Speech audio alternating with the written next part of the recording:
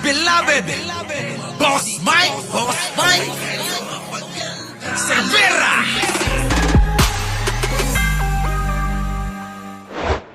Ni dating Senator Laila De Lima sa ICC hindi tututulan ng Malacanang. Ayan na, nanay! Makakamit nyo na ang inyong hustisya. Maging si Laila De Lima ay magiging saksi sa ICC. Ganyan dapat. Alam nyo ang kinabilibang ko kay De Lima, kahit ayaw ko siya, pinaglaban niya yung kanyang karapatan. Pinaglaban niya yung alam niyang katotohanan. At napatunayan niya na talagang etong si Digong ay isang kriminal. Tuloy. Brigada Maricar Sargan, ibrigada mo! Walang balak ang Malacanang na hadlangan si dating Senator Laila De Lima kung nanaisin itong tumestigo sa International Criminal Court laban kay dating Pangulong Rodrigo Duterte. Maraming alam yan si Laila. Kaya nga, ipinakulong nila. Napakaraming alam ni Laila De Lima, mga kababayan. Kaya humanda ka na, Digong. Magkikita na kayo. Diyan mo ilabas yung tapang mo. Baka magkukurot-kurot ka na naman, ha? Sasabihin na naman ni Digong, gumaganong ka na. Baka umarte ka na naman ng ganon. Nako, mga kababayan, paano na mga DDS? Magkikita na yung pinakulong ni Digong. Tapos napatunayang walang kasalanan yon. Patay na! Yari kayo! O, di ba? Tuloy.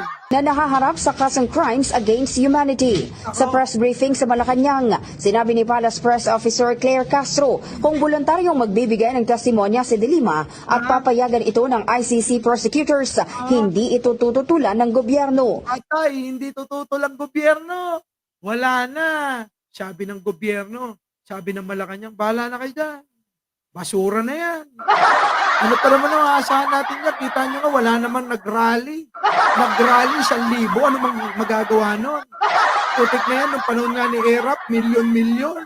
Wala pa rin nagawa. E paano pa ngayon? 1,000 lang kayo. Oh, dapat nga mas marami pa kayo eh. Dapat nga lumabas. Siguro dapat mga at least 10 milyon.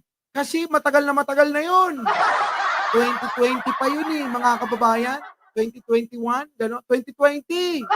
Oh, 2021, mga gano'n. O ano, may nangyari ba sa milyon-milyong nagpunta, tapos ipagmamalaki nyo yung 1,000 nyo? Ang katangan nyo. Nauna nang nagpahayag si De Lima ng kahandaang tumestigo kung iimbitahan ng ICC. Ayun na, okay na. Sige na, De Lima, pumunta ka na. Sagot ko na pamasahe mo. Ayan ha. Sinasagot ko na yung pamasahe ni De Lima.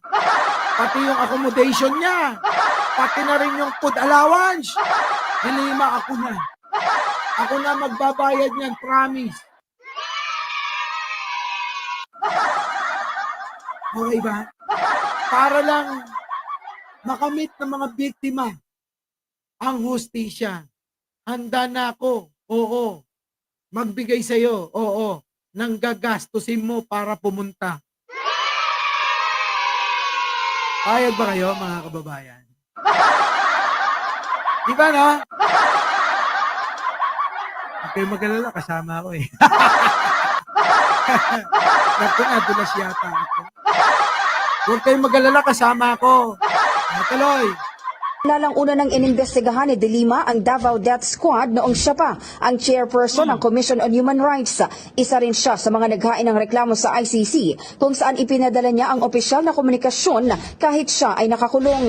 Ayon sa kanyang abogado na si Attorney Dino De Leon, bukod sa kahandaan ni De Lima na tumestigo, naisumite na rin ito sa ICC ang mga ebidensyang nakalap niya noong siya ay CHR chairperson at Senate. Yan ang sinasabi ko. Oo. Diba? Chairman niya ng human rights dati. Kaya maraming hawak na ebidensya. Maraming hawak na ebidensya. Kaya humanda ka, Digong. Ito na magdidiin at magbabaon. Si De Lima. gaganti sa'yo yan. Kaya sasamahan ko na lang.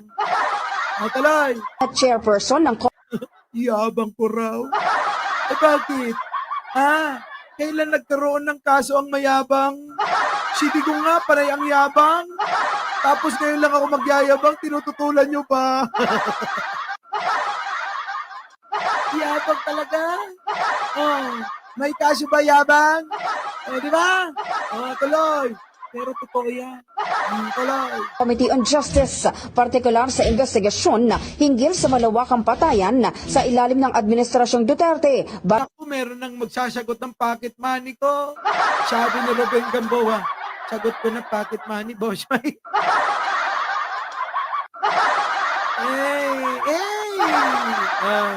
Di ba? Huwag kayong mag-alala. Kayang-kaya ko na. Kayang-kaya ko na. Huwag kayong mag-alala.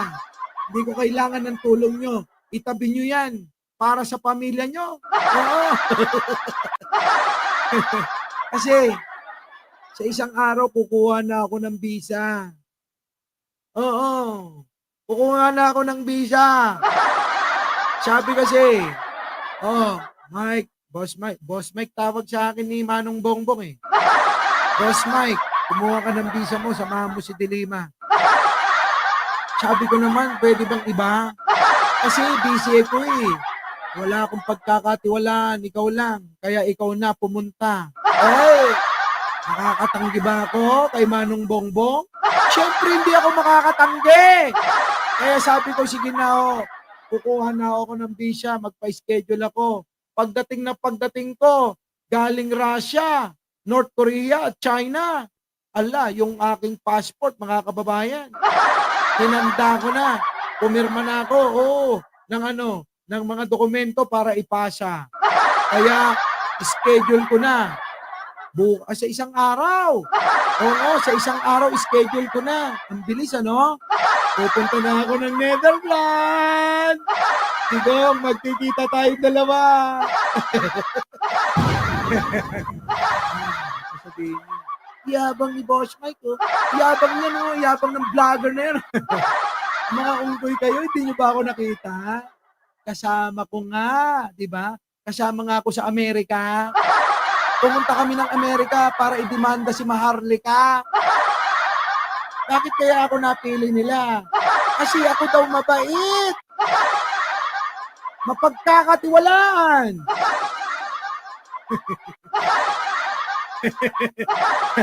Sige boss, magsagot ko ikaw. At palakpak. Sige Hiyaw pala, hiyaw at palakpak. Tuloy na. Pasok. Bago siya ipinaalis sa Senado at ipinakulong. Ayun naman minsan matuto nga kayong umasinta ng tao. Bago kayo, mga kababayan, gumawa o magbigay ng suhestyon o ano pa mang reaksyon sa mga tao na sa paligid nyo, alamin nyo muna kung ano ang lihim sa likod. Parang gabi ng lagi ng datingan. Diba? Diba? May inggit sa inyan.